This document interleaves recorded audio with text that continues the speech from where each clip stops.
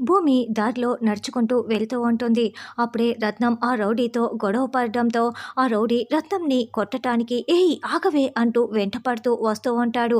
వాని నుంచి తప్పించుకోవటం కోసం రత్నం దారిలో పరుగులు పెడుతూ వెళ్తూ ఉంటుంది. తర్వాత భూమి ఆటో దగ్గరికి వచ్చి ఆటో ఎక్కటానికో ఏదో చూసుకుంటూ ఉంటే రత్నం భూమి ముఖం చూడకుండా భూమి వెనక్క వైపుకు వచ్చి దాక్కొని "మేడం, ఆ రౌడీ వెధవ నన్ను వెంటపడుతున్నాడు, నన్ను కాపాడండి మేడం" అని అరుస్తూ ఉంటుంది. అయితే ఆ రౌడీ భూమిని గమనించేసి భూమి గంట పడకుండా పక్కన దాక్కొని ఉంటాడు. అక్కడ ఎవరూ లేరే, నాకు ఎవరూ కనిపించట్లేదే అని భూమి రౌడీ ఉన్న వైపు చూస్తూ ఉంటుంది. "అదిగో మేడం, అక్కడే ఉన్నాడు మేడం" అని రత్నం చెప్తూ ఉంటుంది. "నాకెవరూ కనిపించట్లేదు, అసలు నువ్వెవరు" అని భూమి వెనక్కి తిరిగి చూడగానే అక్కడ రత్నం ఉంటుంది.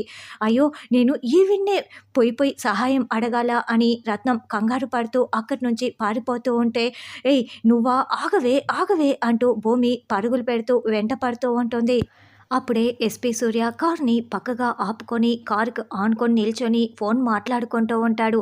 రత్నం అటుగానే పరుగులు పెడుతూ ఉంటే "ఏయ్ ఆగవే ఆగవే" అంటూ భూమి వెనకాలే వస్తూ ఉంటుంది.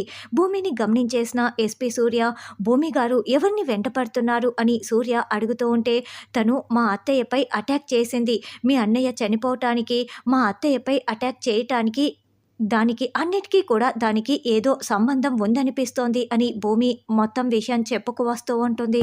అయితే ఇంకా అలా చూస్తూ నిలబడి ఉన్నారేంటండి, కారు ఎక్కండి వెళ్ళి పట్టుకుందాం అని సూర్య చెప్పటంతో అలాగేనని భూమి కూడా కారు ఎక్కుతుంది.